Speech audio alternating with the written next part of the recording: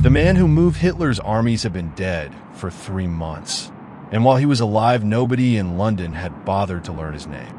In April 1943, his corpse washed onto a beach in southern Spain, dressed as a Royal Marines major, a briefcase chained to his coat. The letters inside described an Allied invasion of Greece and Sardinia. Every word of them was false. Within weeks, a German panzer division was moving toward northern Greece, hundreds of miles from where the Allies were actually going.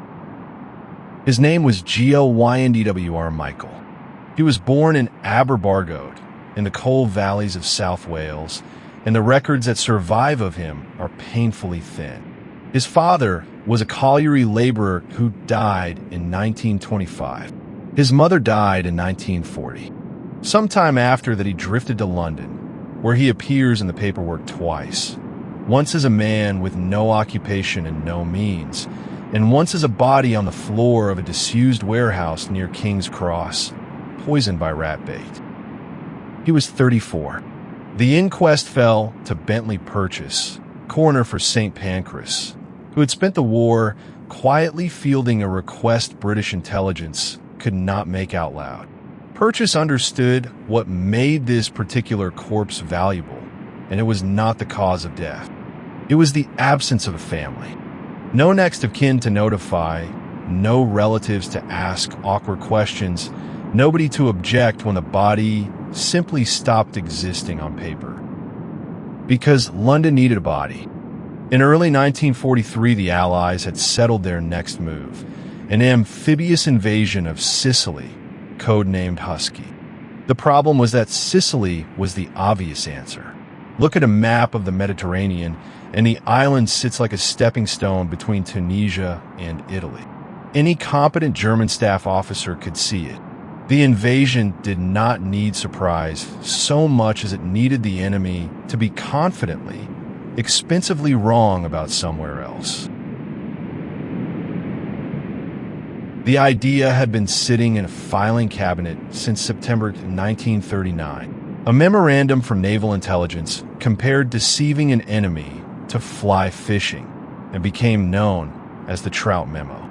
It carried the name of Admiral John Godfrey, but the style points to his restless personal assistant, Ian Fleming, who would later invent James Bond. Suggestion number 28 described planting false papers on a dead body. Fleming admitted he had lifted it from a 1937 detective novel by Basil Thomson, once head of Scotland Yard Special Branch. So the operation that fooled the German High Command started as a plot device in Pulp Fiction, filed as item 28 on a list nobody acted on for years. The officer who dug it out was Charles Chumley, an RAF flight lieutenant seconded to MI5. Very tall, severely short-sighted, nothing like anyone's idea of a spy master. He took it to the 20 Committee, which ran Britain's double agents. The committee said no, then told him to keep working. They paired him with Ewan Montague, a barrister from a prominent Jewish banking family who ran the section handling decrypted German traffic. Chumley supplied the imagination. Montague the courtroom instinct for what an opponent would believe. Their problem was medical, and Sir Bernard Spilsbury, Britain's most famous pathologist, solved it. A doctor expecting a drowned airman, working fast, in a Catholic country where cutting open a foreign officer was unwelcome, would probably see what he expected. The plan needed to survive one hurried examination, not a textbook. They named him Captain, Acting Major, William Martin of the Royal Marines. The surname was deliberate. There were several real Martins on the Royal Marines list, so a German checking would find the name plausible rather than unique. The rank was deliberate too. Senior enough to be carrying documents that mattered, junior enough that his death would not reach the newspapers, and junior enough that no German would wonder why he had never heard of him. Then they filled his pockets with the debris of an ordinary life. Used bus tickets, stubs from a London theater, a bill from his club, a stern letter from the bank about an overdraft of £79, 19 shillings and tuppence. A Bond Street receipt for an engagement ring costing £53, 10 shillings and sixpence. A man carrying only secret documents is suspicious. A man carrying secret documents and unpaid bills is a life. He was given a fiancée as well. Her name was Pam, and the photograph in his pocket was of Jean Leslie, a clerk working in the same building. Her love letters were written by Hester Leggett, who ran in my 5 secretarial section and had never met the man she was writing for. The letters complained, gently, that he did not write often enough. 2 of them were folded and refolded until the creases looked like the work of months. The cargo itself was a letter from Lieutenant General Archibald Nye to General Harold Alexander in North Africa, discussing operations near Cape Araxos and Kalamata, both in Greece. Almost in passing, it called Sicily a cover target. That was the genius of it. The letter did not deny Sicily. It explained Sicily away. A second letter from Lord Mountbatten ended with a labored joke about sardines, a nudge toward Sardinia. And inside one envelope, Montague laid a single black eyelash. The body went to sea aboard HMS Seraph, a submarine commanded by Lieutenant Bill Jewell, already the Royal Navy's specialist in strange errands. Jewell had smuggled a French general out of the Mediterranean and delivered an American general to a secret meeting on the North African coast. His crew were told the steel canister in the forward compartment held a classified weather buoy. Most of them believed it for the whole voyage and for years afterwards. The canister was lined with asbestos wool and packed with dry ice, so carbon dioxide would displace the oxygen and slow decomposition without freezing the corpse solid. The label outside said optical instruments, handle with care.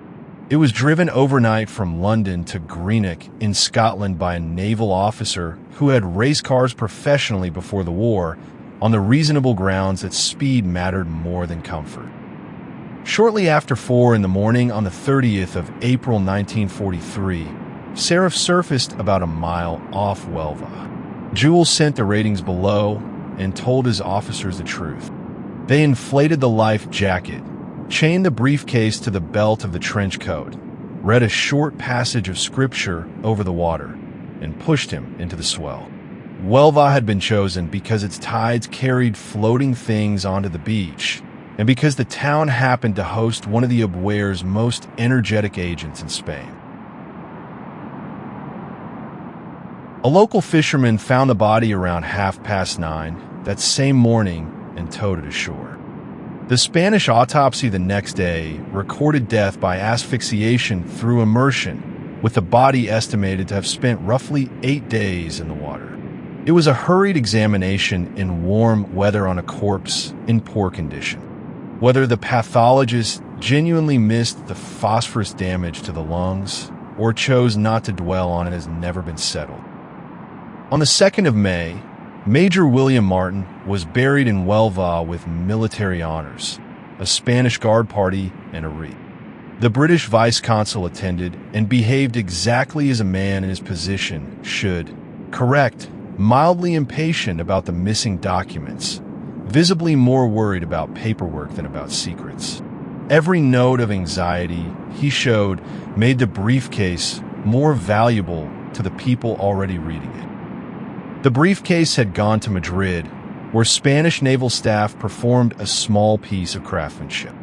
They eased the letters out of the envelopes without breaking the wax seals, photographed them, soaked the originals in salt water for a full day to restore the look of a drowned man's mail, and handed everything back. The seals were intact when the documents reached British hands in the 2nd week of May. The eyelash was gone. Montague had his answer. The photographs went to Berlin through Karl Erich Kalenthal, a senior Abuer officer in Spain and one of the most thoroughly deceived men of the war, already being fed fabrications by the British double agent Garbo. He was ambitious, insecure about his ancestry under Nazi racial law, and desperate for a triumph to send upward. In Berlin, the papers reached Colonel Alexis von Wrenne, who assessed Allied forces in the West. He judged them genuine and signed his name to that judgment. Von Wrenne was later hanged for his part in the plot against Hitler, and some historians have wondered whether he passed on intelligence he privately doubted. There is no proof either way. What is certain is that his endorsement made the forgery unarguable, and the British knew it had worked almost at once because they were reading German signals traffic at Bletchley Park. On the 14th of May, a cable went to Churchill, then in Washington. Its wording survives, and it is not the language of cautious officials. Mincemeat, it said, had been swallowed raw, line and sinker by the right people, and they appeared to be acting on it. They were. Hitler ordered the 1st Panzer Division from France to Salonika. The garrison on Sardinia was roughly doubled. Torpedo boats, mine layers, and further divisions followed into beaches the Allies never intended to touch. But here is what complicates the legend. Mincemeat did not change Hitler's mind. It confirmed it. He was already fixated on the Balkans, the source of German chrome, and the shield in front of the Romanian oil fields. And the corpse was one strand of a far larger deception called Operation Barclay, with fake radio traffic, phantom armies, and forged supply orders all pointing the same way. Major Martin arrived as the final piece of evidence for a conclusion already forming. On the 9th and 10th of July 1943, Allied forces landed in Sicily. The island fell in 38 days, against planning that had allowed for around 90. First week casualties came in near 1,400, where planners had braced for something closer to 10,000. Those comparisons get quoted constantly, and they are real, but they measure the outcome against a worst case that planners had every professional reason to inflate. The skeptics have a case. The historian Michael Howard called Mincemeat perhaps the most successful single deception of the war, then noted that Hitler's fixation on the Balkans probably mattered more than any forged letter. Others point out that the guns and minefields built in Greece were not stripped from Sicily, and Sicily was hardly undefended. Some 60,000 Germans alongside a much larger Italian force fought roughly 400,000 Allied troops, and the Germans evacuated most of their strength intact. There's a larger claim that is harder to dismiss. On the 13th of July, for days into the landings, Hitler called off Operation Citadel, the great armored offensive at Kursk, and began shifting forces west, still half convinced Sicily was a feint before a blow at the Balkans. Historians argue about how much weight to give the invasion against sheer Soviet resistance. What is not in dispute is that the initiative on the Eastern Front passed that month and never came back. Montague published the story in 1953 as The Man Who Never Was. It named nobody, and for decades rumors filled the gap. In 1996, the historian Roger Morgan found the name in newly released files, and the surviving official records point to GLYNDWR Michael. A line was added to the headstone in Huelva in 1997. He served as Major William Martin. It is the only official record of anything he ever did. A rank he never held, a fiancé who never existed, a war record written entirely after his death. German divisions moved for him. Nobody ever came to claim him.